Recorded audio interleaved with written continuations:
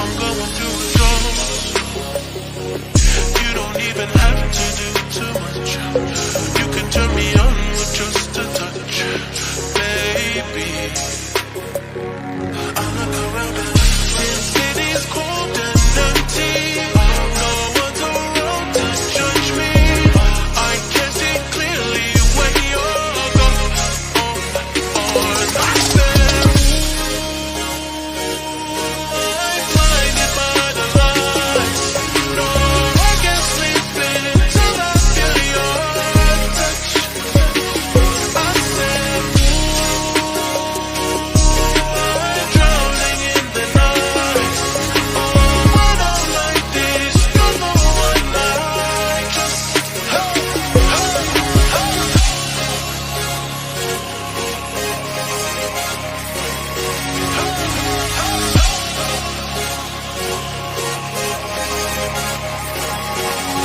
I'm just coming back to let you know I can never say it on the phone. I'll never let you go this time. I said, I'm blinded by the lights. No, I can't sleep until I feel your touch. I said, I'm drowning in the night. When I'm like this, you're the one that I trust.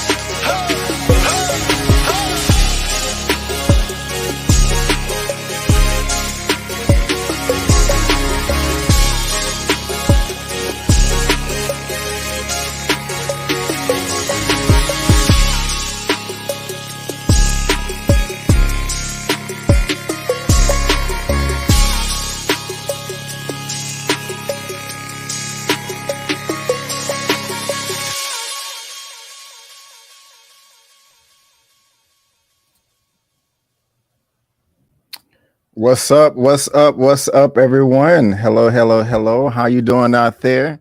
Thank you for tuning in to another episode of Just My Opinion.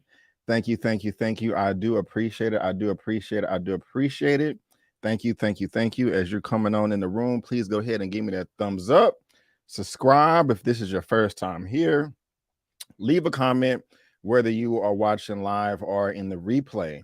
And I'm just still trying to get organized here, to be honest with you. Right as I hit go live, some news dropped that I'm going to be talking about first here in just a second. So I'm just rearranging some things. But thank you so much for tuning in. We got 40. Man, I need to drink some water. What's going on? 1 second. We have 49 people watching right now. 51 people watching right now. That's what's up. I love it. I love it. I love it. We got a heart coming over from Facebook, so that's wonderful as well. Hey, how y'all doing? Y'all coming on into the room. Let me go ahead and start shouting everybody out. And yes, we got Rebecca in the building. Hey, Rims. Hey, B. Avery. Happy Sunday, everyone. Hey, Rebecca. Thank you so much for being here, ma'am. I do appreciate it. We also have Cynthia Charles in the building. What's good? Hey, how you doing? Zia Latrice in the building. Good evening, Brandon, and everyone. Happy Sunday. Thank you so much, man, for being here. I do appreciate it. Bot Boy Versus, what's good? I haven't seen that name in a minute, but how you doing? I like that name. I like the name. What's up, Neris21? What's good, man? Thank you so much for being here. What's good? What's good? Nino Black, what's up? Salutes to the family. Hope everyone is well. Right on. Karma Serene in the building. What's good? Good afternoon, everyone. Thank you so much for being here. Oh, it's just so nice to see so many familiar faces. You guys popping up and all that good stuff. So thank you for being here, guys. And Rim 17 in the building. What's going on? Kyla Kale. Hey, how you doing? We also have Profess the Film Fan. Good evening. Hello, how you doing? Thank you so much for being here. I can say B, I'm glad I'm back for another live. Been a minute. What's good, man? Thank you for being here. I do appreciate it. And Nino Black in the building. I like the song. Thank you. I appreciate it. Phyllis Avery in the building. Hey, hello, everyone. Mama Avery in the building. Hey, Mom, how you doing? Thank you so much for being here. I'm proud of her. She left a comment. We moving on up. She left the first. I got her to watch the videos, thumbs up the videos, and now she's leaving comments. That is wonderful. Thank you. Thank you for being here. SJ Evans was good. Hey, everyone. It's been a while. I know what's going on, but thank you so much for being here. Chill Spot, aka Store's wife. What's good? What's good? Tasha S in the building. Thumbs up, thumbs up. Lamika Cardenas, what's going on? What up, though, B. Avery? How you doing? Miss Harper in the building. Hello, hello. How you doing? What's good? Thank you for being here. Lamiko, wasn't gonna miss an episode. Thank you. That's very, very flattering. That's very, very flattering. So yeah, guys, thank you so much for being here. I do appreciate it. Thumbs up the video, like all the good people say. And let me just go ahead and update a banner real quick so we can go ahead and get this party started. And the only reason I don't have it together already is because it just came out maybe an hour ago, the news. And I just want to be, oh, that's not it right there. So give me 2 seconds. Give me 2 seconds.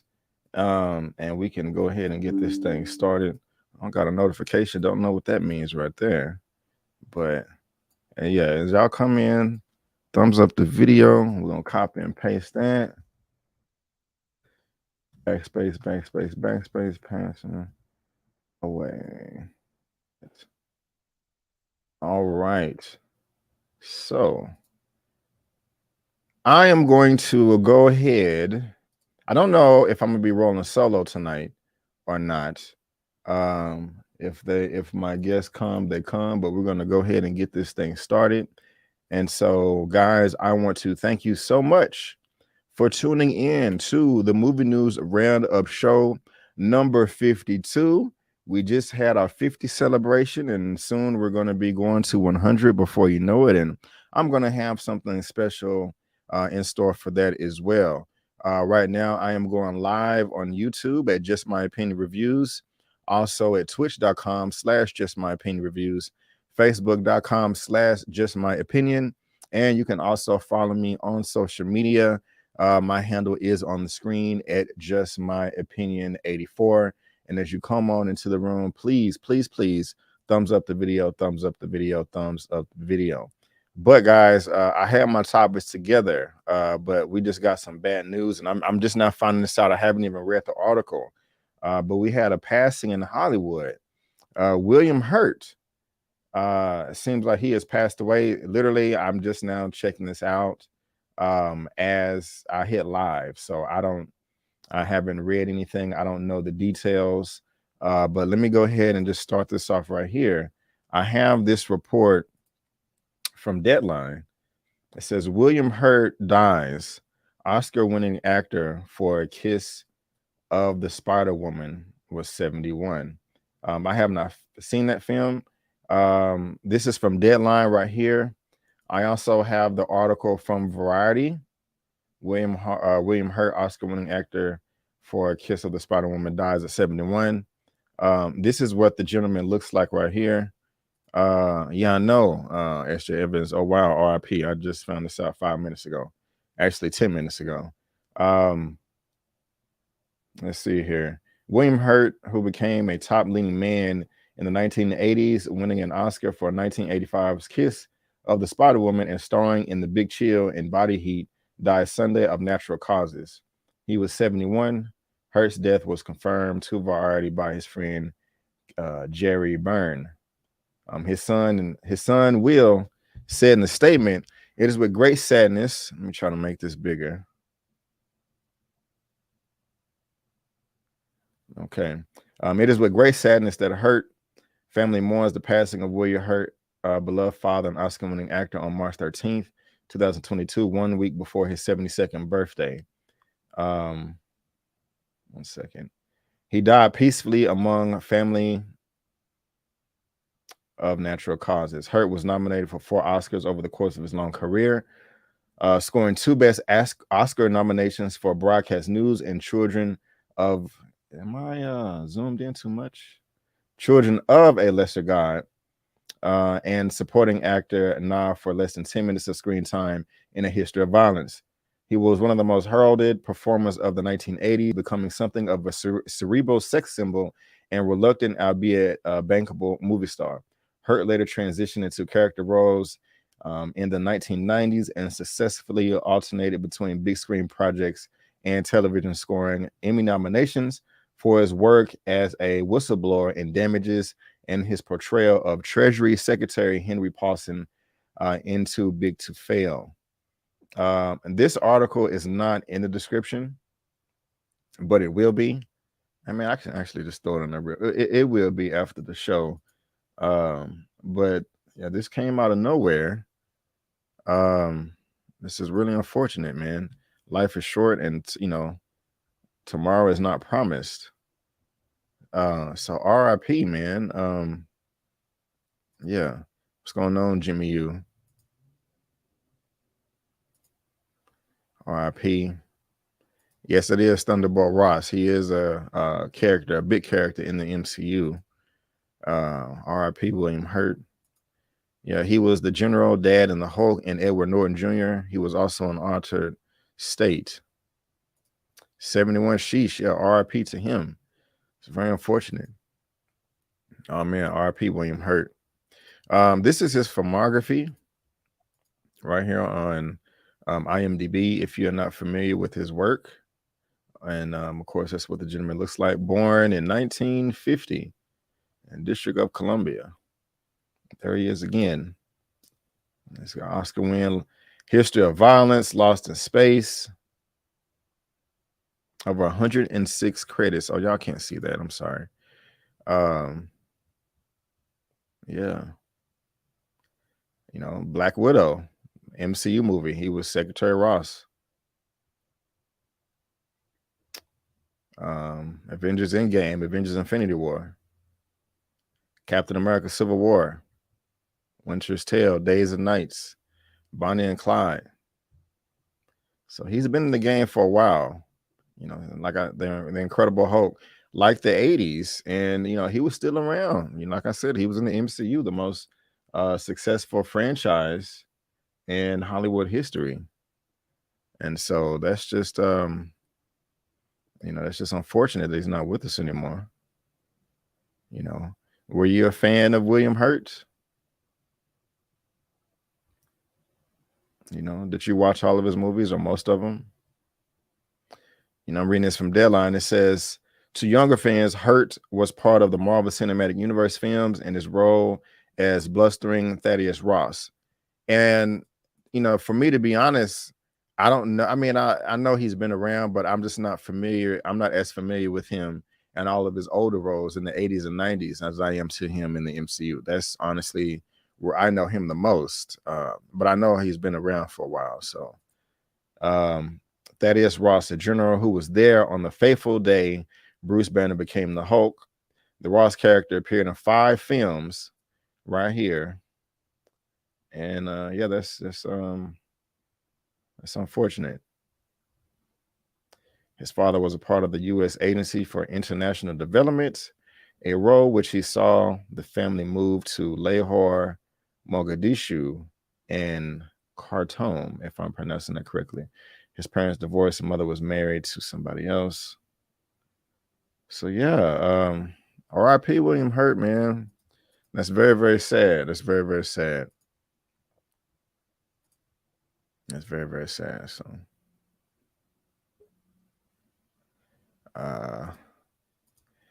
but yeah, let's go ahead and move on to the next topic of the day. And 1 second here. 1 second. So R.I.P. William Hurt. Rest in peace, my dude. Rest in peace, my brother. Really sorry that you're not here with us anymore. You will be missed. And I just want to extend my condolences to all of your family and friends, and hope they are dealing with this the best they possibly can. And I know that's extremely difficult. And so I just want to have a moment of silence and pour one out for Mr. William Hurt, aka Thaddeus Thunderbolt Ross.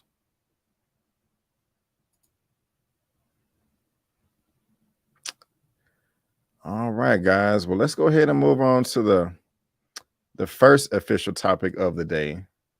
Just 1 second. Let me adjust this real quick. All right. One moment. Where I'm at right now. All right. 1 second. My fault.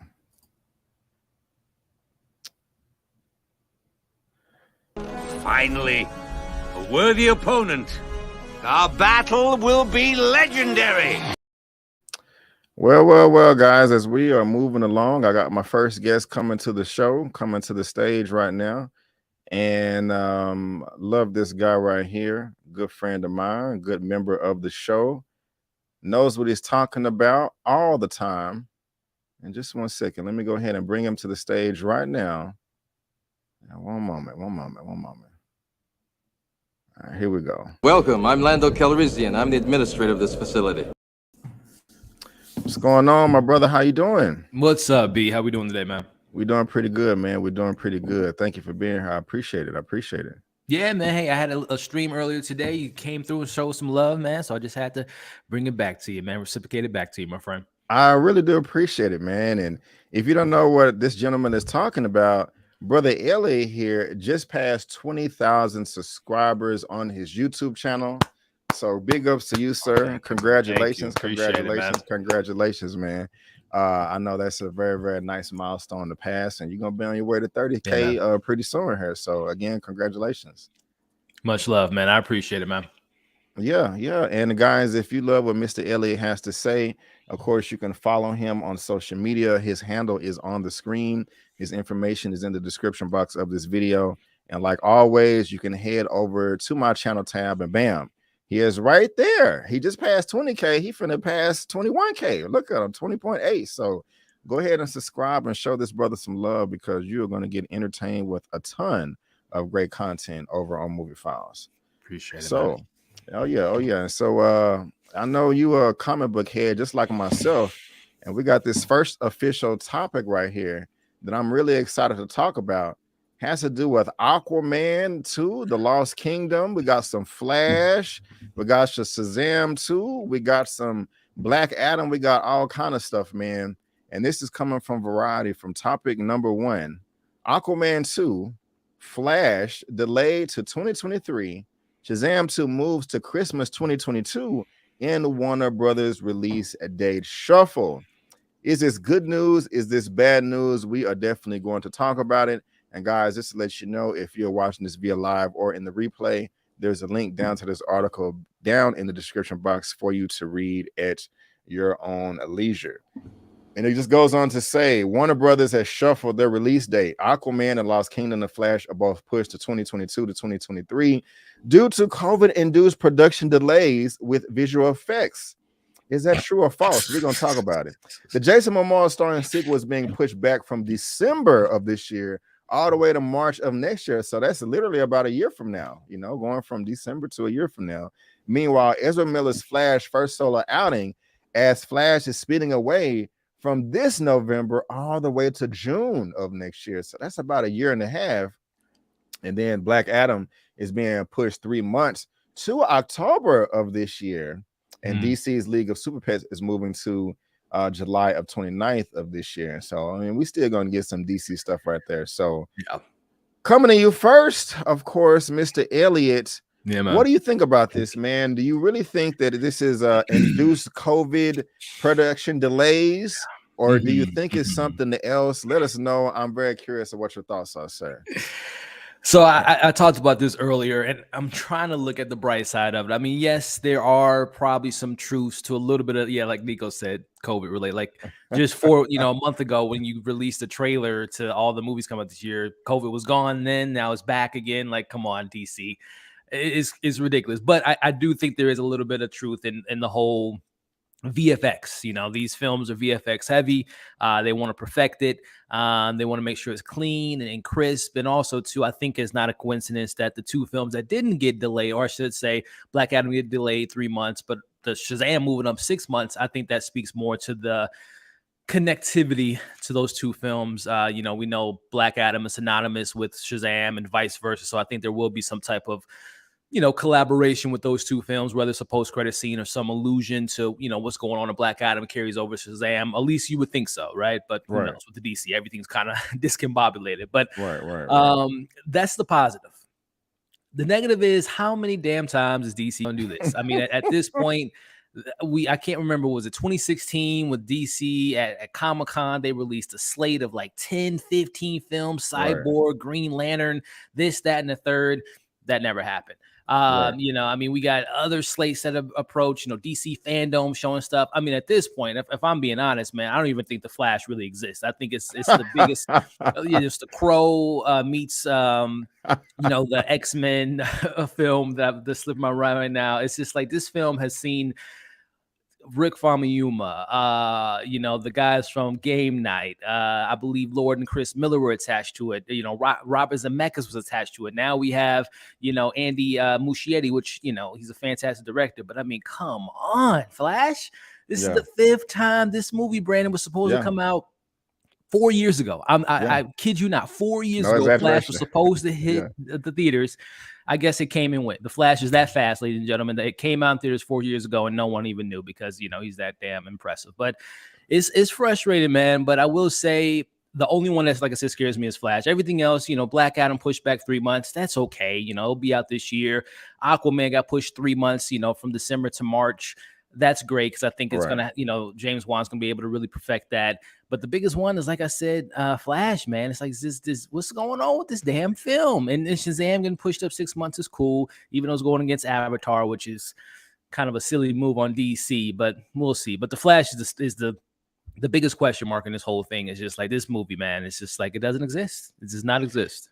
Yeah, man. To be honest with you, I'm not bothered by this at all. I want to see all of these movies, and I'm very, very excited to see all of them, especially Aquaman too, because I just love this movie. I mean, what James Wan did with that IMAX camera underwater is just amazing to me. I have the colors turned all the way up to infinity on my TV at home. It just looks beautiful. It's a beautiful film. Beautiful film. But I'm not bothered. I mean, the article says the only movie that moved up was Shazam: Fear of the Gods. It was supposed to come out next June, but it's coming out in December now, and it didn't make any sense why it was coming out that far in the first place. Yeah, so I'm happy they're bringing it up. Yeah, I think it helps out the story as well. And I mean, I don't believe the COVID stuff, like none of us do. I mean, Shazam apparently was in a bubble, and they weren't affected by COVID. They were able to get their film and push up 6 months. Right.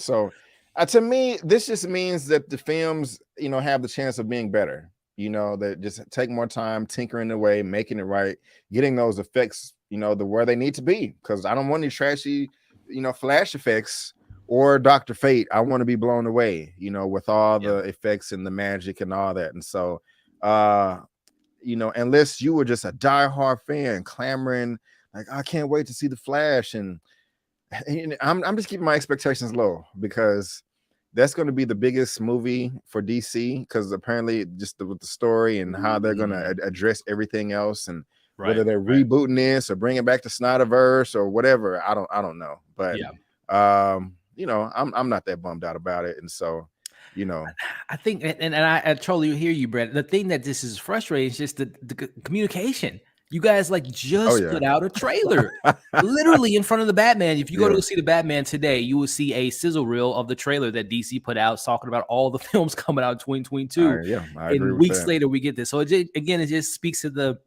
discombobulation. The DC is this a damn chaos is what it stands for at this point. It's just like and of course I know some people are speculating that it might have to do with the merger with Discovery, which there might be some validity to that. But I mean, if we're talking legal stuff, which I'm not an expert by any means, but they wouldn't have any say so on these movies being shifted because they haven't bought the company yet. It's not finalized to June. So if Discovery's already making calls and they're not even the owners, what are we gonna get into when they get behind the desk? Just like, this is crazy, man.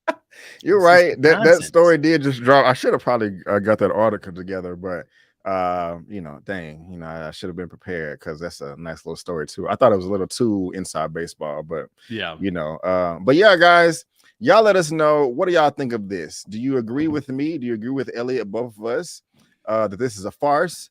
and DC is just discombobulated and they need to get it together with the communication and dropping trailers and shifting dates?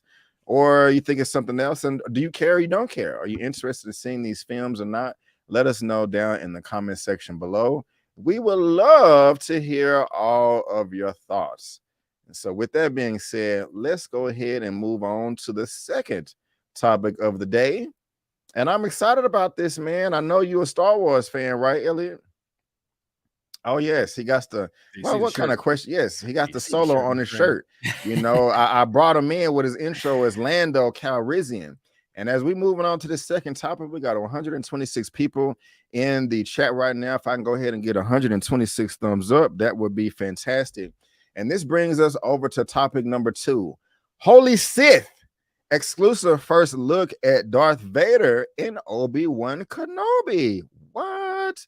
Guys, just to let you know, if you're watching this video live on the replay, there's a link down to this article in the description box for you to read at your own leisure. And if you did not know, a trailer dropped this past week for Obi-Wan. This series is going to be on Disney Plus in May, I believe May the 5th. Is it May the 5th or May 26th? I can't remember exactly. I think it's, the 26th, because it's going to be like the 50th anniversary for New Hope. Already. And so Darth Vader is back, and Hayden Christensen is refilling the role, and he says we're going to see a very powerful Vader. Nice. Promises a returning Hayden Christensen. And guys, I mean, you know, there's nothing else just to be read in this thing, but there's Darth Vader. There's the first look that Entertainment Weekly has right there, looking all types of badass. I cannot wait to see this. I did not cover Mandalorian season 2 on my channel or Boba Fett. I did Mandalorian season 1, but I'm going to make darn sure that I cover this on my channel. I want to see a badass lightsaber. I mean, it has been confirmed that he's going to fight Obi-Wan, or at least they're going to have a conversation, right? Rematch of the century. Yeah. So, I mean, come on, guys. Don't y'all want to see this right here? I'm excited. I'm super duper excited. I cannot wait. I mean, we got this just reminds me of Rogue One at the end, when Vader's walking down the hall, just going off. Wrecking shop. And then we have at the end of Mandalorian season 1, we saw what Luke was doing. And so with the lightsaber, and so I just know it's gonna get better and better. But Elliot, I'm coming to you now, man. Yeah, man. And what do you think about this? You know, are your anticipations high? Are they low? How are you feeling about these words from Hayden Christensen about a more powerful Darth Vader? Yeah, man. I mean, not to speak hyperbole, this is the most exciting Star Wars project since Force Awakens. This is by far my favorite Jedi is Obi-Wan Kenobi. The man puts in work. The high ground. You got to learn, Anakin. You know, you always need the high ground. But I'm really excited for this, man. This is number one. You mix this in. New Hope is my favorite Star Wars film. So, I mean, meeting Ben Kenobi during that time and obviously having the flashbacks. And, you know, I don't have any hate towards the prequels. You know, I think that Revenge of the Sith is a really solid movie. You know, let's just say the Phantom Menace has some interesting political stuff going on there. And, of course, that score, man. That Duel of the Fates score is back, and it got chills down my spine. So there is a lot of prequel stuff, and I'm looking forward to kind of exploring with this series. And you bring up that picture there, Brandon. My man Darth Vader coming out of the booth, coming out of it, you know, spitting 16 bars. He's ready to come out. He's pissed. He's the most powerful. This is Darth Vader in his prime, which we've never really seen that in live action. I know he has those moments in Clone Wars and what have you, and Rebels, but we've never seen that version. Snippet in Rogue One, like you mentioned, which was fantastic, but we never really seen that version of him, right? So I'm really excited to see what he's going to bring to the table. And you don't bring back Hayden Christensen unless you're going to show him. So we're going to get some flashbacks, I would imagine, some conflict between the two. And I wonder if, you know, Anakin or Darth Vader at this point, if he's learned his lesson, is he's going to take the high ground come this series, man. But I'm excited, man. Deborah Chow has proven to me that she knows Star Wars. The best things out of The Mandalorian, besides that great show, is the revelation that Deborah Chow is fantastic. She knows the lore, she knows the mythology, and you know, so many great directors coming out of that. And I'm just really looking forward to see what she does with this. She's directing all the 6 episodes. We got Inquisitors, we got lightsabers.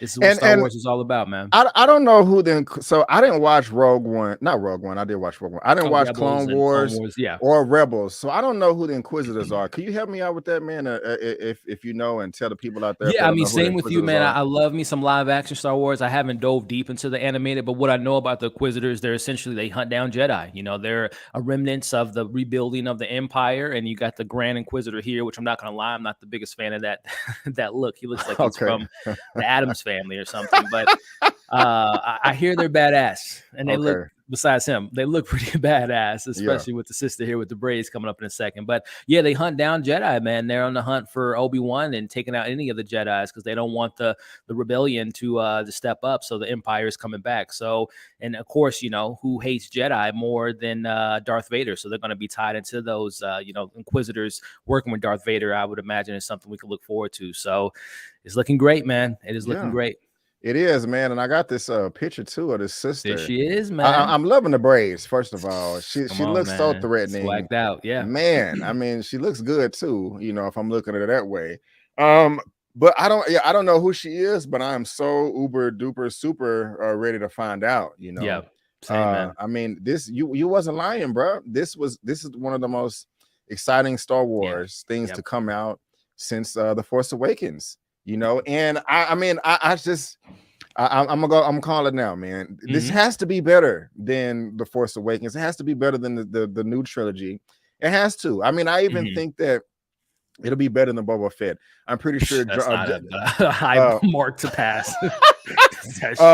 Was it Dave Filoni and Jon Favreau? I'm pretty sure they have their ears to the ground, listening to the fans, listening to all the constructive criticism, man.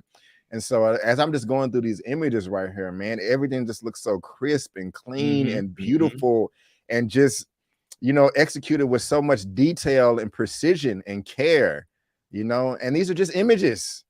But man, my skin is crawling with excitement and wow. This is just going to be great.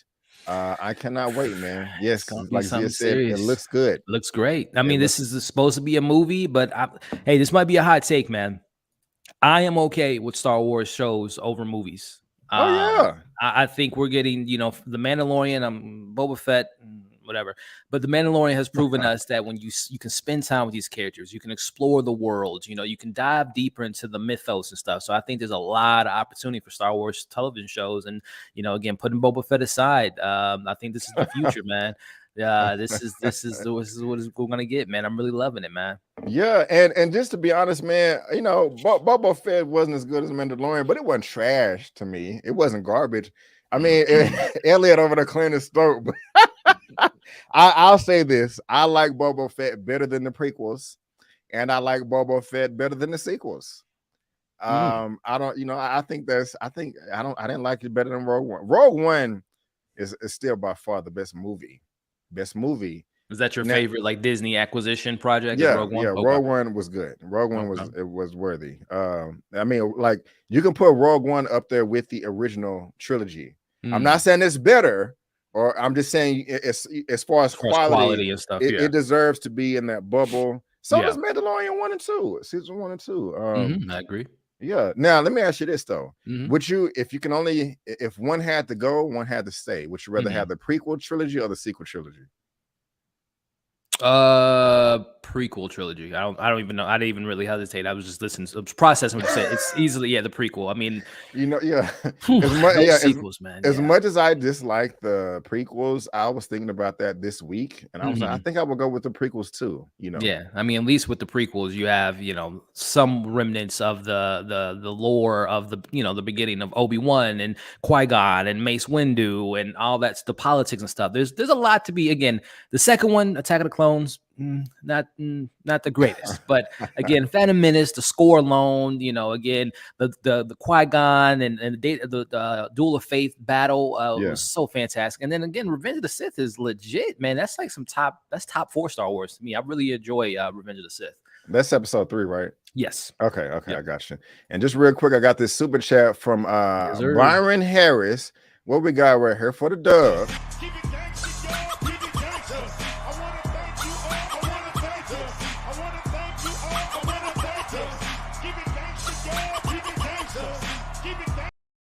I'm looking forward to seeing Moses Ingram's character in Obi-Wan Kenobi series.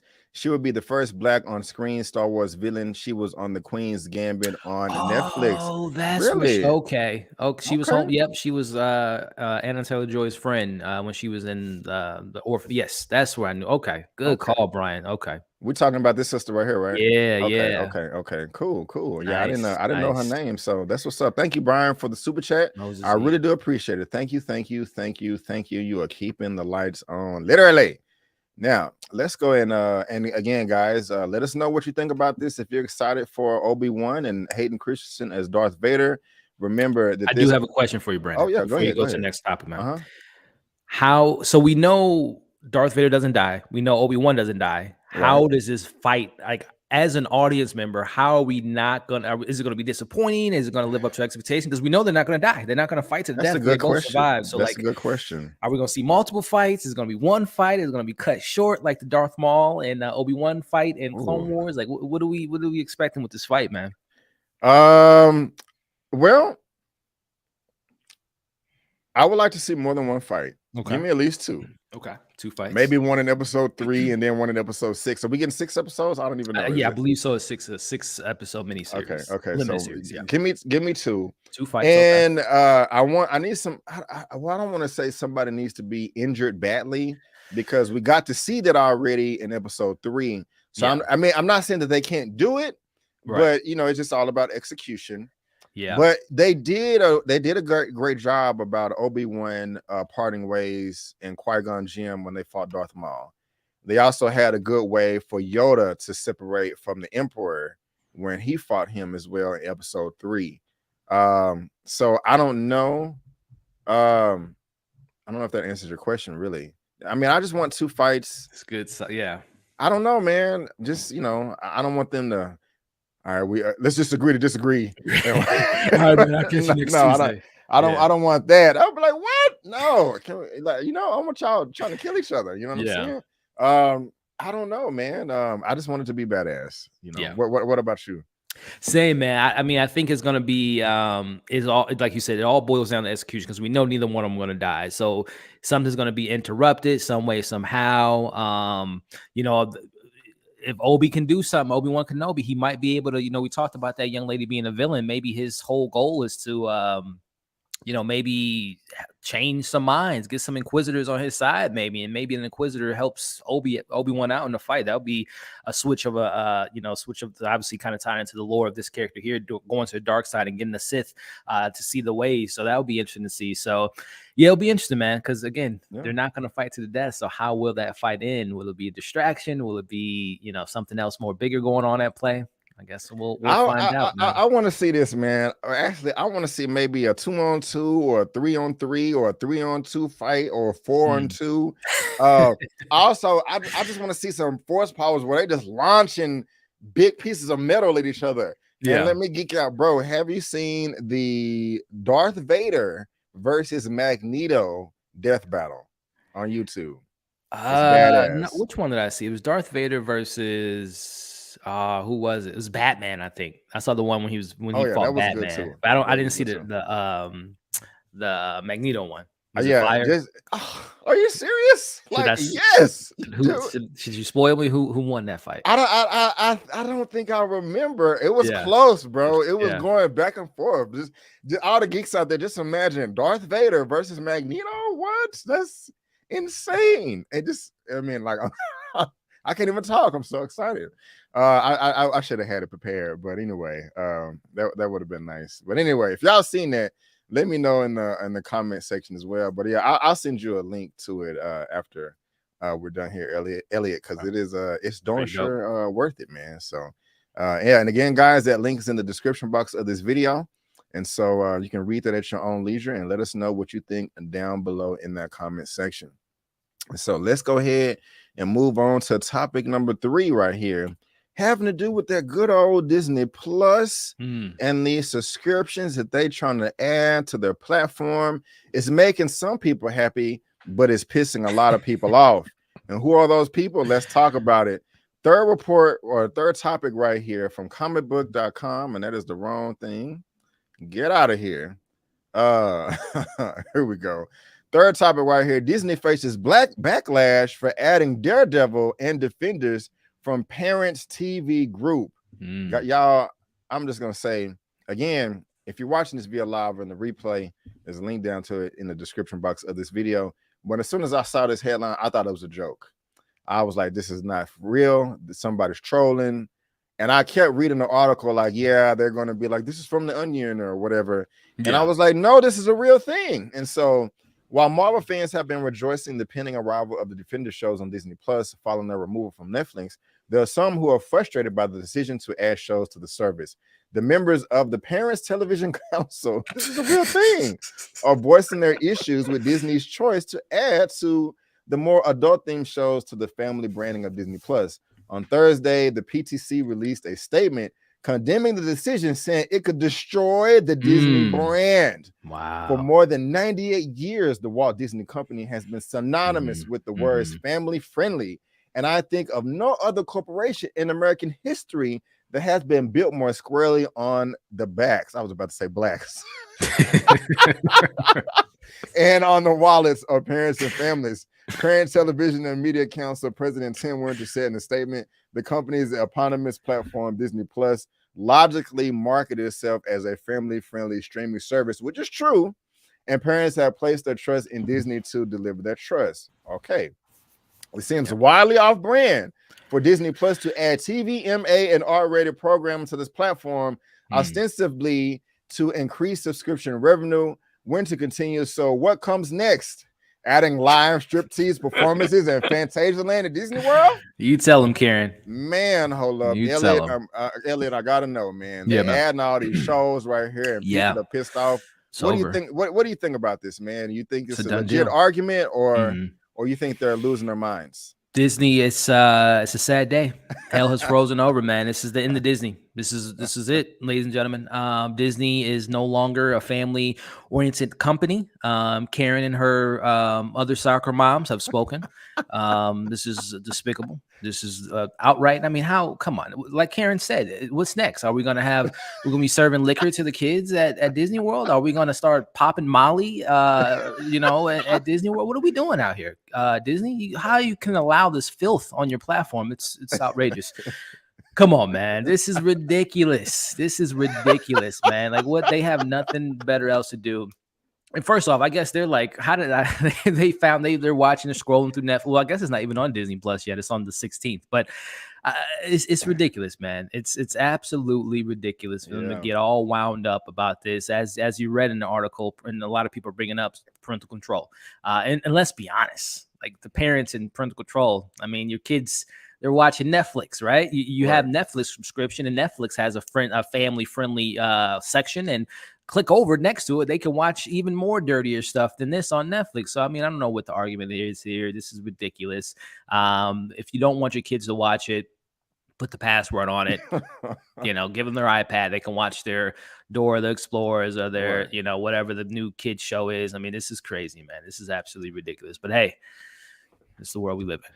Yeah, man. I echoing everything you said. You said it perfectly. This is just ridiculous. And I think somebody left a comment. Was it Uzia that's saying that the people need to get a life? Of course, we have the parental controls. This is a non-argument. It just doesn't make any sense. Do I think that what's the old CEO's name? Not Chapek, but Iger. Do I think Iger would have done this? Maybe not. But I'm not mad at Chapek for giving them the green light. This is something that I do agree with, as far as Bob Chapek, if you are the decision maker here.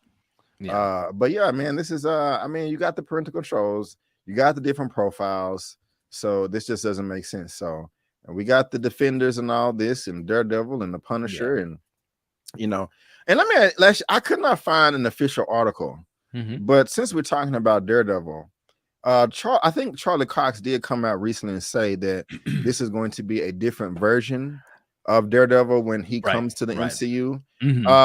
Do you believe that? I think you're saying yes now. And do you like that? I think it's a good idea. I think it should be a fresh reboot from Netflix. What do you think? Yeah, I think, even though I wasn't the biggest fan of the interpretation of Kingpin and Hawkeye, I'll never Forget over that. That was ridiculous what we saw with that. I mean, Kate man. Bishop taking on Kingpin, like it's a breeze, but okay. But no, it makes sense because of course you can't bring all that baggage into a series. Refresh it, maybe have some hints towards things that we've seen on the show. But I think it's just a bright idea to refresh the character, retell some new stories, dive into other comics that Daredevil is synonymous for. So yeah, I think it's a good idea to reboot it, even though it hurts me that we don't get to see that Bullseye versus how we ended season 3, Bullseye becoming Bullseye and going against Matt Murdock. I would have loved to have seen that, but I think it's okay for us to reboot, especially now that Daredevil can interact with Spider-Man and all the different other characters, Blade and Moon Knight. So I think it's safe to move on to new stories with that character. Bro, I cannot wait to Moon Knight, man. It's have you seen the that featurette? Yeah. Yes. Do you mind if I play? Do you mind if I play it? Is that okay? Pop it on, man. Okay, that transition at the beginning is fantastic. Yeah, let's go ahead and do that real quick. I think I even have a background for it. Yeah, I do. So let me go ahead and pull this up. And while I'm doing that, man, I didn't mind Kingpin. Kate Bishop she didn't land one hit. It don't matter. The fact that she was able to stand toe to toe with Kingpin, not even being fully trained yet as the next Hawkeye. And my man was wearing a Hawaiian shirt, which I know was an homage to one of the comics back in the day, like a holiday special. But come on, man, that wasn't the Kingpin. That wasn't the Vanessa Kingpin that I knew in Daredevil. That wasn't the head. The man put someone's head in a car door, Brandon, and was smashing the man's head into a car door. And it took Daredevil 3 seasons to go toe to toe with this man, and Kate Bishop was able to do it in her show. So I'll never forgive Marvel and Kevin Feige for allowing that to pass.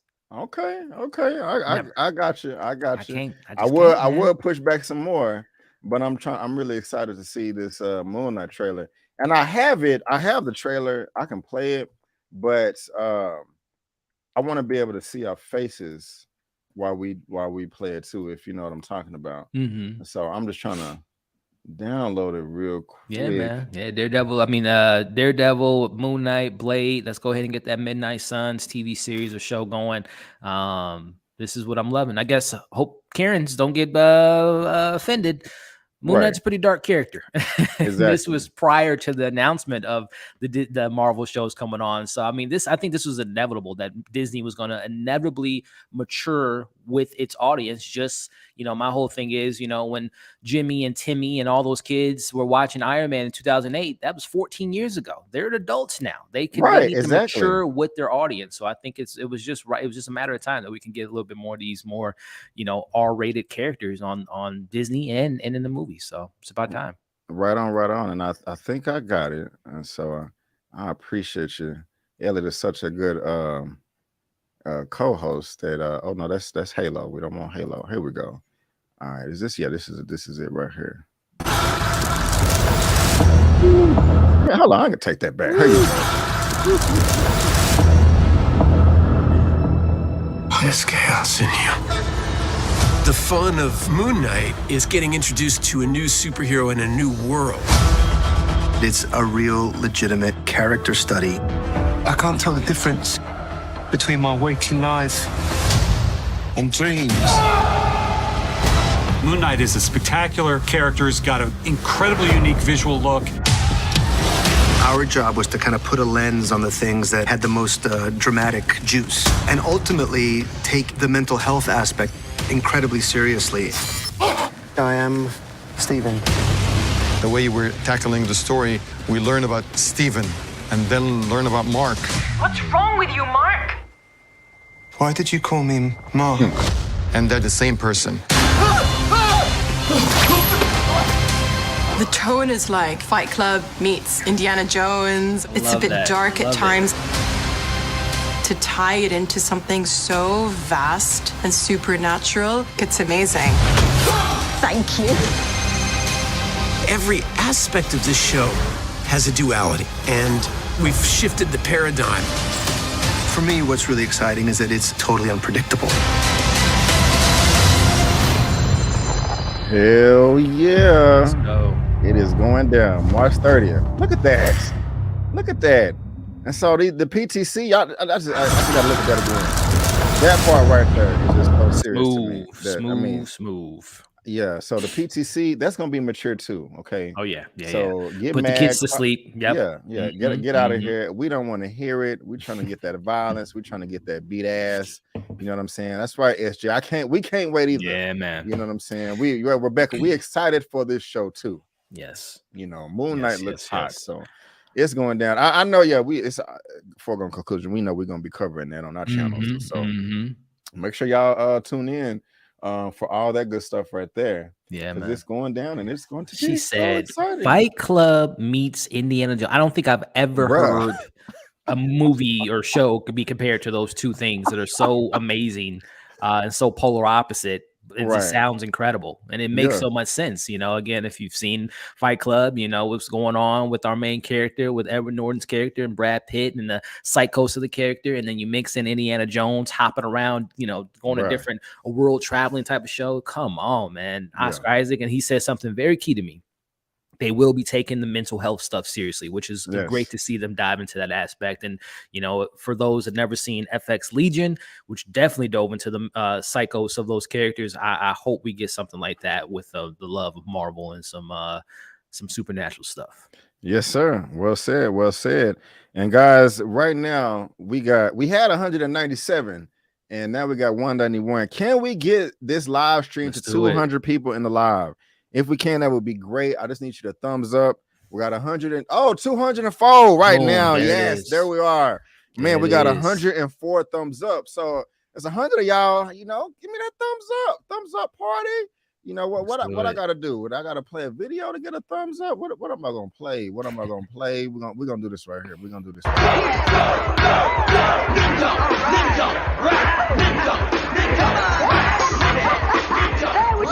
here. All right, as soon as I played the video, it dropped down to 188. So maybe y'all don't like that. So I'm just playing, but thumbs up the video, y'all. I would really appreciate it. So thank you, and screw the PTC. And so let's move on to I guess this is the fifth topic of the day. I had a little impromptu right there. Staying on the comic book news, it's your boy Deadpool. You know, we had the first film, we had the second film, but now we have a director for the third film, and I'm excited about it. I don't know if Elliot is, but we're gonna find out. So this is topic number 5. Man, I keep doing the wrong thing. That's the wrong. Get out of there. Here you go. Deadpool 3, Sean Levy to direct Ryan Reynolds and Marvel movie. And The Hollywood Reporter has the exclusive. If you're watching this via live or on the replay, there's a link down to this article in the description box below for you to read at your own leisure. Screenwriters Rhett Reese and Paul Wernick are returning to the franchise after working on the first two. The director is in negotiations to team up with star Ryan Reynolds for the Marvel property after previously collaborating on 20th Century's pandemic-era hit Free Guy, which was fantastic if you haven't seen that movie, guys. And the just-released sci-fi invention, The Atom Project, a film that I've reviewed and haven't finished editing yet. Fans have been championing at the bit for another chapter in the raunchy, violent, and of course hilarious Deadpool series since the 2018 sequel, which added Josh Brolin and Cable and Zazie Beetz as Domino. And so it is not official yet, but he is in negotiations right now. Elliot, I love Free Guy, and I love The Atom Project. I know you just recently reviewed that. And the reason why those movies matter is because Sean Levy directed those. Ryan Reynolds was a star in both of those. And so it's like a third collaboration with those two. And so I think it's a perfect match in heaven. But what do you think about it? Is this good news or bad news to you? Yeah, man. I mean, this is the type of synergy I love with actors and directors. It's very resemblance of, most recently Tom Cruise and Christopher McQuarrie have a lot of great stuff going with the Mission Impossible world. They love working together. They bounce off each other well. Martin Scorsese, Leonardo DiCaprio, Martin Scorsese, Robert De Niro, you name it. I love when directors can find their go-to people, right? Or as the young lady from Uncut Gems, they use them as a muse. Uncut Gems. I love this collaboration here. I think that Sean Levy does such a good job of, it is interesting that a lot of his films are normally known for, family-friendly action adventures. Your Night at the Museums, your Cheaper by the Dozen, Real Steel, which happens to star Hugh Jackman, which, we'll see if we can get that cameo of Wolverine and Deadpool. But no, I think this is a great fit, man. He definitely knows how to handle action. One of the things that Deadpool, I think it's kind of overlooked with the blood and the guts and the jokes and the absurdity and the X-ratedness of it all, is both of those films have a lot of heart. Especially the first one. It's a romantic comedy, more or less, than it is, more of the action story with him and Vanessa. And the second one, just as much heart, right? So I love that Sean Levy knows how to do, even his most recently, even though I wasn't the biggest fan, I much more prefer Free Guy over what we got most recently this past week on the Adam Project. Two different movies, but I think that, they still have heart. They both have heart. So I'm looking forward to see what Sean Levy can bring to this story and see if we can maybe get Zazie Beetz back as Domino, get my man Josh Brolin back, and obviously some other X-Men characters, and see what Deadpool looks like in the MCU. But I love this. I think this is a great fit. I'm looking forward to see what they do. Me too, man. I couldn't agree more. We got Larry in the chat. Killmonger's the rightful ruler of Wakanda. That's what's up. Wakanda forever. What's good? What's good? Come through, bruh. But yeah, I agree, man. This is like I just said before, it's a match made in heaven. I do like Free Guy a bit more than the Adam Project. Real quick though, only thing that really bothered me in the Adam Project is I thought it should be longer. And I thought the villains and the antagonists were trash. Maya, whatever her name was, and that that's CGI. Ooh. Other than that, man, I really enjoyed the film. Fun with it. Me too. But yeah, guys, Sean Levy is a great director. I have his filmography right here. Over 43 credits, a ton of producing credits as well. I just got to keep scrolling. You know what I'm saying? So he's a big part of why Stranger Things was put off or become what it was. So yeah, he's great, man. And I've heard nothing but good things from Stranger Things. I haven't drunk the Kool-Aid yet. Wait, what? Yeah. Wait, you haven't seen Stranger Things? I haven't seen Stranger Things. I know. Bro, the first season is one of my favorite seasons of anything. It captures the 80s. So Brandon, do yourself a favor, bro. Okay. It is a fantastic. Second season is okay. Third season gets back to season 1, but you gotta drink that Kool-Aid, bro. Okay, Stranger Things I'm gonna do it. And season 4 is coming out this year, right? Yes. I think it's split into 2 parts. Yeah. Oh, nope. There's some strange there. You bring up some strange things there. I usually have hold on. I usually have my fan on to cool my camera down, but one of the screws came loose on the blade, and I haven't had time to screw it in. If I turn it on now, the blade will be going everywhere. And so I just cut it off and cut it back on. Let me just cut this fan on over. Yeah, go ahead. Do what you gotta do, man. Hey, let us know in the chat, guys. Are you excited for Sean Levy coming in, directing Deadpool 3? What do you want to see with Deadpool 3? Do you want to see that cameo by Wolverine? Do you want to see a buddy cop road trip with Wolverine and Deadpool and Domino and Cable? Do you guys want to see that? And I guess when can we expect Deadpool 3? I mean, it's been 4 years. This was 2018. I want to say is when we got Deadpool 2. Obviously, the acquisition of Fox and Disney. Obviously going to be some holdover there. But when can we expect it? Kevin Feige has the MCU plan out for the next 20 years. So can he manage to squeeze in Deadpool some way somehow? And is that the entry point of the X-Men finally making it to the MCU? Let me know. Let us know in the chat, guys. There's no more Wolverine. Oh, come on, we gotta see the Wolverine. What they're saying? Little cameo. There's a little cameo. I got you. Hey, can y'all hear that fan in the back? No, I can't. I don't hear okay, cool. Sorry about that. But yeah, so just had to fix that real quick. Y'all want Wolverine? What is Shawnee D saying? Contribution to getting B a bladeless. Thank you so much, Shawnee D. I do. What a money reside. Nice. Thank you for the super chat. I do appreciate it. But y'all, this is good news from the Deadpool 3 that we're getting a great director, and hopefully everything will work out, because I like the first Deadpool more than the second one. I think that's I think everybody feels the same way about that.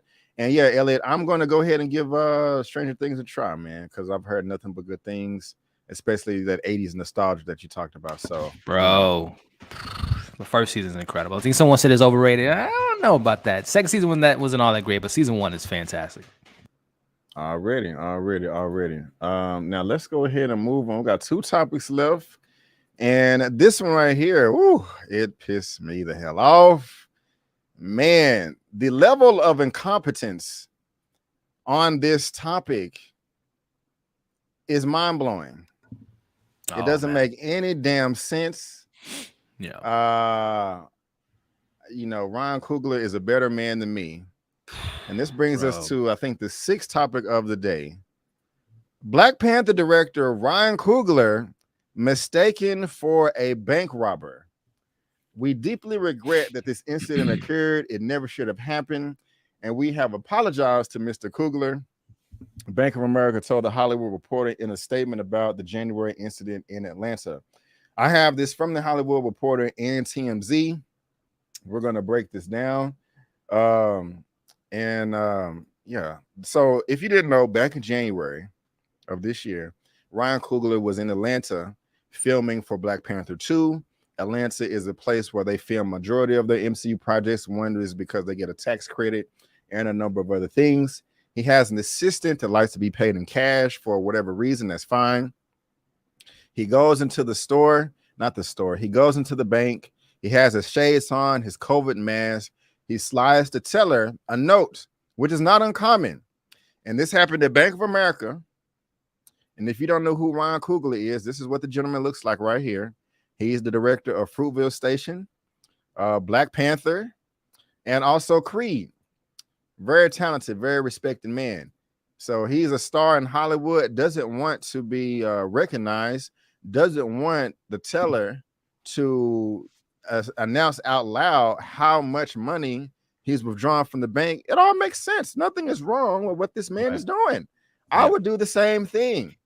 Oh, yes, $12,000, $3,000, $3,100, $3,200. Nobody wants that. Yeah. And so through levels of stupidity I didn't even know existed, they completely mishandled the situation, and the cops are involved. I've talked enough. Before I go on, Elliot, how are you feeling about this, man? What is your 2 cents on this topic? Let us know. Man, it just got worse and worse as the week went on. When more videos came out, when you start to see, you start to be like, man, you're like, well, how can this happen? Did they not ask for ID?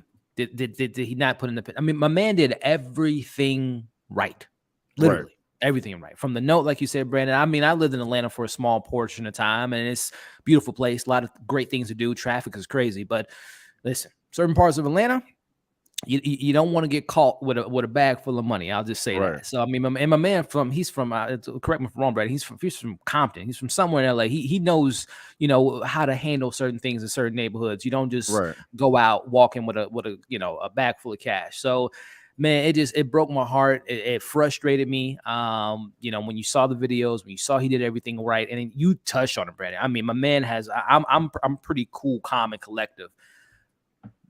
He has so much patience, and I watched the video several times when the police was just trying to calm down, and he's like, getting the like all this. I'm like, yo, Ryan, kudos to you, my friend, because we all know in America that could have went south real quick.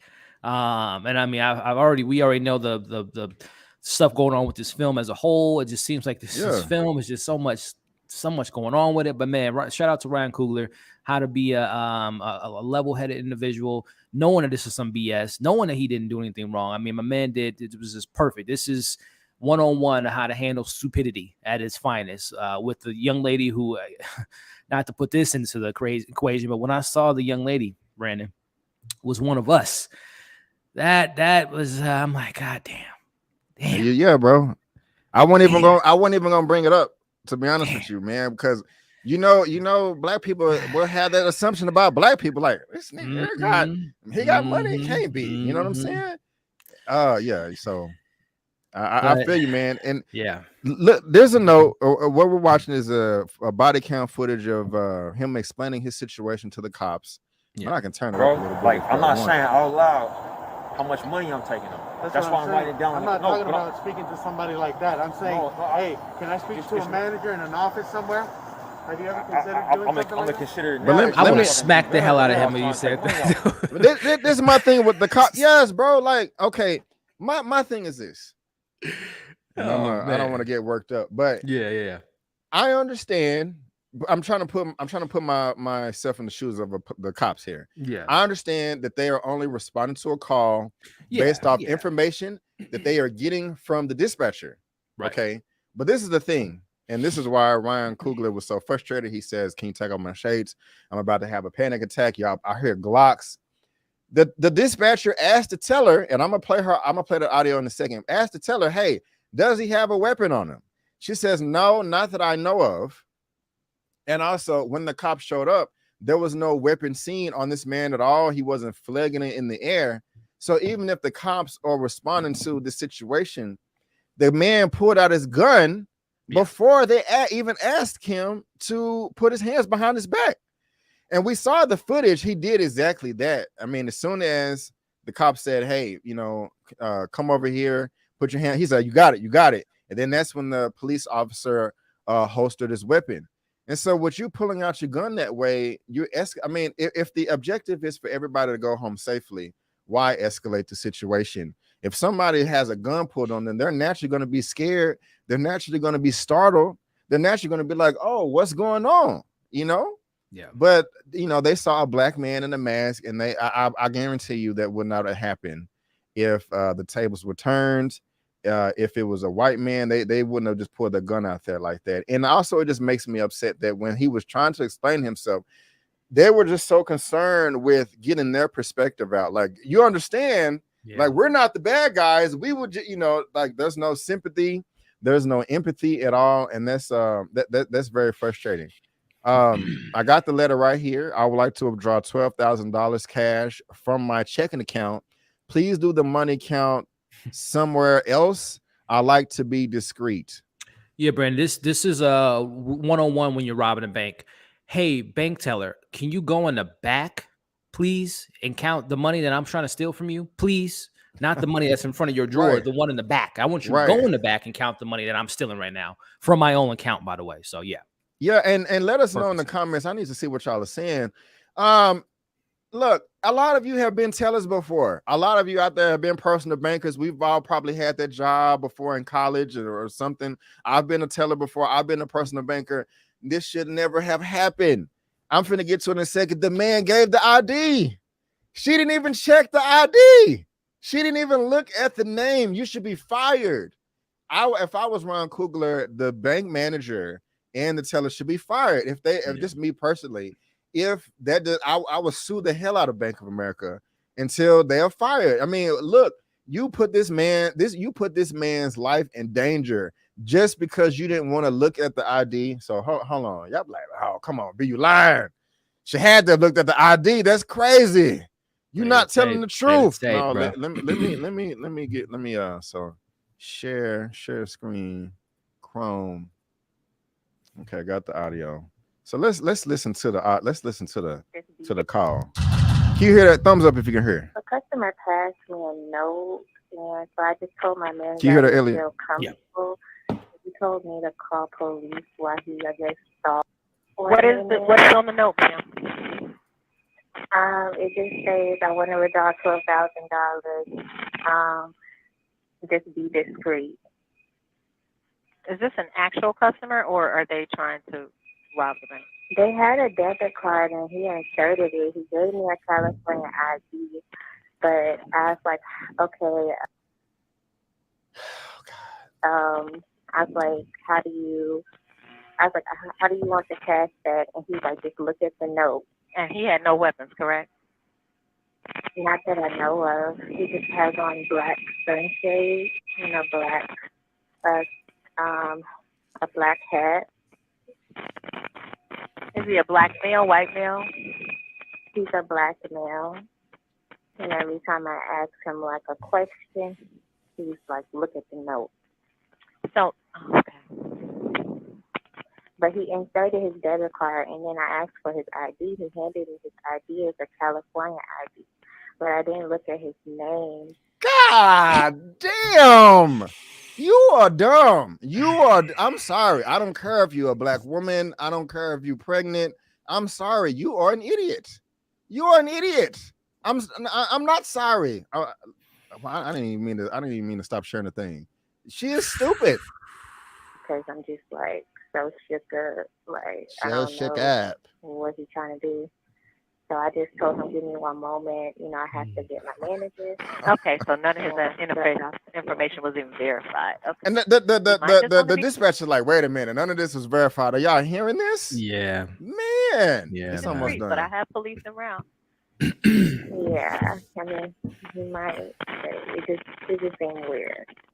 She seems so startled too on the phone. Mind you, she seems so shook up on the phone. As she literally says, you know, I asked for his ID. I didn't look at the ID. I asked for. I don't know why I asked for it because I wasn't gonna look at it. He put in his PIN number, and I love how she's repeating the note. And she says, you know, I won't like take money, and she didn't mention out of my account. She just went to be discreet. Exactly. didn't give the right information. Cal Harlem 999. The note said he was withdrawn from his account. Yeah. She had a deposit slip with the account number and his ID. That teller should be fired. I agree. Here's my deposit towards a desktop blade. Y'all are funny. You got it. Thank you, Cal Harlem. I appreciate it. But tell her you could look at the ID. He has his own bank card. I don't care that an alert went off because it will go off if it's over $10,000. Yeah, that's been a law forever. That everybody knows that. Right, but can you not look at the account history to see if this is a recurring thing that has happened in the past? Like, I mean, man, just the simple fact that you did not look at the ID, and also the manager. If you just automatically be like, okay, call the police. What? This is so stupid. DEFCON 5. She missed that day in training, Brandon. She missed that day of training. She was out. I don't know. She was out. She was out watching Black Panther during that day of training. She missed that day, unfortunately. Yeah, man. Yeah, this is wild, man. I think I had one more video I was gonna play that actually showed her. I mean, I kind of beat this horse to death. But is this it? I think it is it. Just one second. This is from. And so we seen that, but towards the end of this, On the back of a deposit slip in a account. You know what I'm saying? So I said, you want to make a withdrawal to which account? And he said, he just kept pointing. He's like, look at the note. So I'm like, okay. And so I said, do you have your ID? He did give me his ID. It was a California ID. But my stomach started turning. Like, I'm like, okay, it just seems odd because you're making a withdrawal, but you hand me a note on the back of a deposit slip. And you keep telling me, look at the note, but you don't want to talk to me. So I'm like, already like, okay, like, I'm just acting really kind of, it's just weird. So then he gave me his ID as a California ID, but I'm still like kind of a bit shook up, so I didn't look at his first and last name. Then on my computer it says a high risk transaction, so a red box came up. So I'm like, okay. I said, give me one moment. I just have to get my manager. I do apologize sincerely for myself being who you are. You're a young black man, but two, for Bank of America. I can't explain how that happened. She's with child and she's emotionally high. She's going through her own thing. I don't give a damn. And I think it just hit her differently. And I do apologize because she wasn't seasoned. And when I walked in, it was already in motion. Yeah, so guys, there you are, man. Thankfully Ryan got out of there. Yeah, that's most important, that he's safe and can, you know, live another day. And right, because it was, like I said, man, this could have been a whole different story. It could have, man. So that's just, you know, I was gonna say you got to be careful, but shit, he didn't do nothing wrong. I mean, like, so even when you're doing everything right, man, it can still end up horrible. So y'all let us know what y'all think of that story. You know, just, you know, it's just triggering. I can't even talk right now because it's triggering. But yeah, y'all let us know what you think down in the comment section, and those links to the article will be in the description box for you to read at your own leisure. And moving on to the last topic of the day, a little bit more positive, possible recasting, same topic in the way, dealing with Black Panther. Been about a year and a half since Brother Chadwick passed away, and there's been a lot of speculation going online about should they recast, what should they do. No actor would ever want to take on the role. It would be too much pressure, but that's not the case when it comes to young brother over here that I think will do a pretty good job, and that's your boy Noel right here. I first saw him pop up on the screen for the show Insecure on HBO, but I have this topic right here from the movie blog, last topic of the day. I keep doing that, Jesus Christ. 1 second. Last topic of the day. This is from the movieblog.com. It says they have the exclusive Wyland Noel would love to be the next Black Panther. And again, this is the gentleman right here. Wyland Noel is a familiar name for fans of the hit show Insecure and the Purge films, and he's recently expressed interest in playing the role of T'Challa.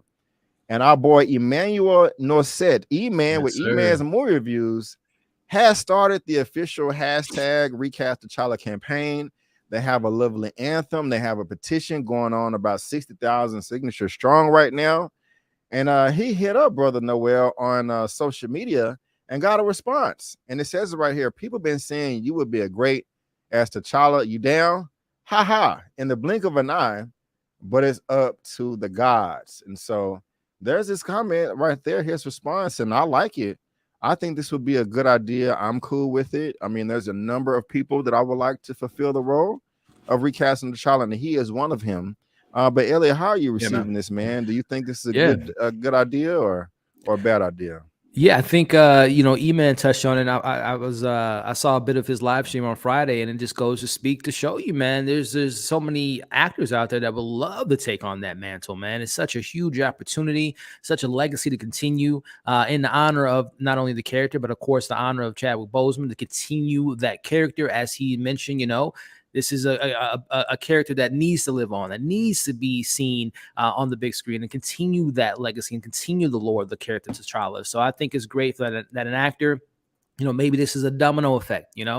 One actor says it, and then other actors feel more comfortable. You would imagine a lot of other actors in his position would love that role, but they might have a certain thought process of like, I don't want to be insensitive. I don't want to say it. It might offend some people, might ruffle some feathers. It might shorten my opportunities for other roles if I think that way. But now with him putting himself out there and saying, man, is king, I think that is crucial, if not for the grown up. That's huge, man. So shout out to him. I think he would be great. I saw The Purge. I think he can handle himself when it comes to action sequences. Replacement, 1.3 billion. How was that? Nice, bright future for him, man. So yeah, I love this idea. Yeah, me too, man. Sorry for that audio. I was trying to. This is a fire song, man. I love this song. I was trying to have it turned down, but yeah, he if y'all haven't seen what is it called, The Purge, like Elliot just said, it's a great film. It was a very physical role. He was punching people, kicking people, shooting them with guns and stuff like that, and so he would be great at that. I got him right here on IMDb. Let's see here if I just want to look at his filmography. Not even that much. A lot of nothing. The Photograph, I did see that. That was okay. Yeah. The Weekend, Insecure, and the first Purge. And so check them out. I think that would be pretty dope. And of course, I just got to play this real quick because it's just amazing if y'all haven't heard the anthem. But here we go.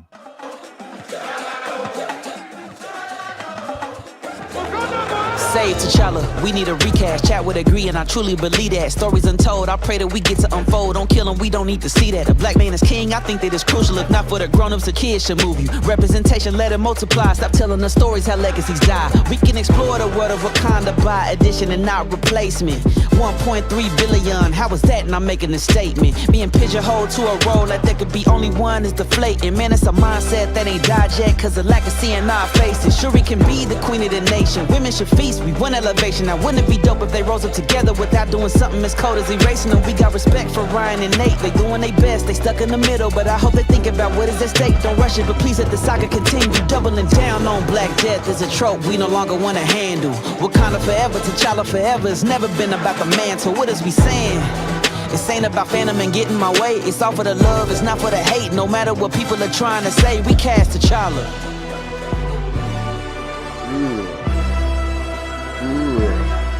recast T'Challa.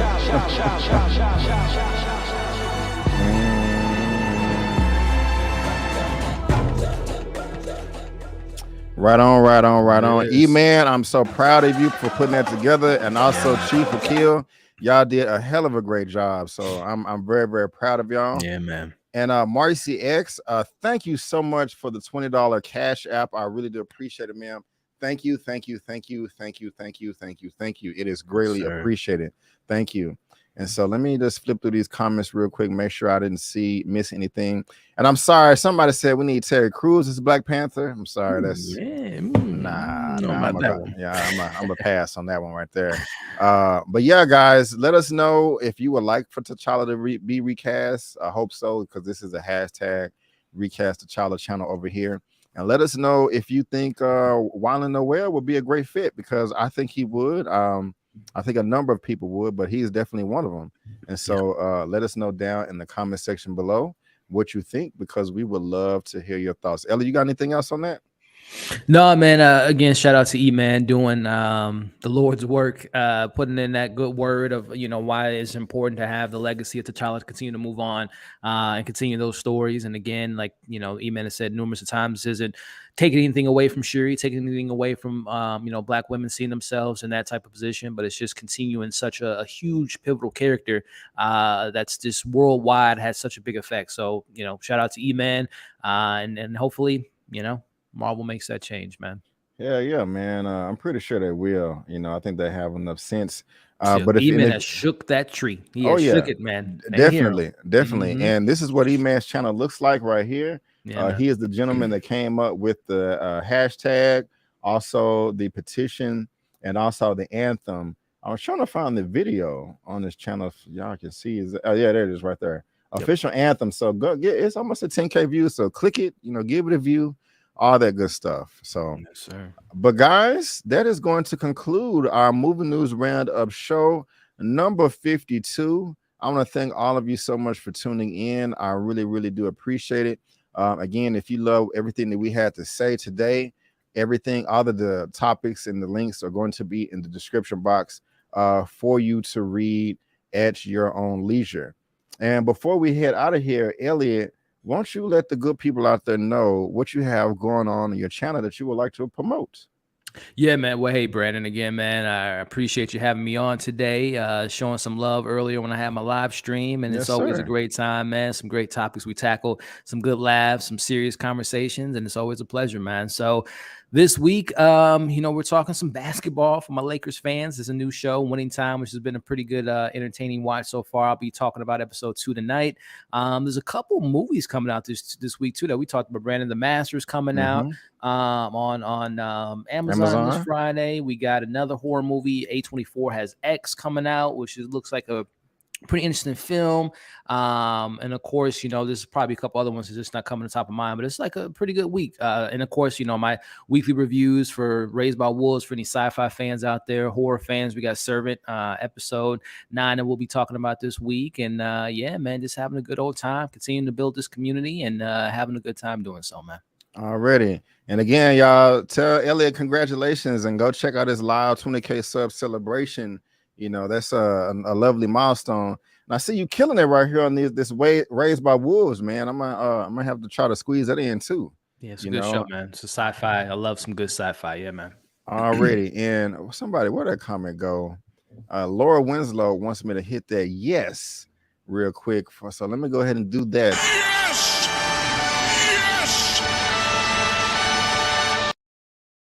Laura, I got you. Well, I clicked it again on accident. She wanted that yes for M. Bison. And so, for Wyland Noel. So that's what's up right there. Yeah, and guys, if you want to head over to my channel, which you're on right now, I got my Power Book 4 Force Season 1, Episode 6 recap review. I don't know what happened. The views kind of stink right now, but hey, it is what it is. Me and Tyra with Struggle Reviews TV, we finally got our season finale recap up for Euphoria. We was in our feelings, and that's why it took us a while to get our had to process it. Yeah, man. It knocked the wind out of me. And plus, I was I was in Snowfall Land catching Oh up yeah, on you that. was you was with what's my man's name? Franklin. You was on the streets with Franklin. Yes, I was. And matter of fact, we did a recap of the latest episode of Snowfall as well. So check that out. Me and Ty have been collabing serious lately. Also have my recap for the latest episode of Bel Air. Nice. Check that out. And Obi-Wan trailer. Also, me and Elliot, we did with Eman, we did the spoiler review for the Batman with Eman as well. Doing pretty well. So y'all make sure you check that out too.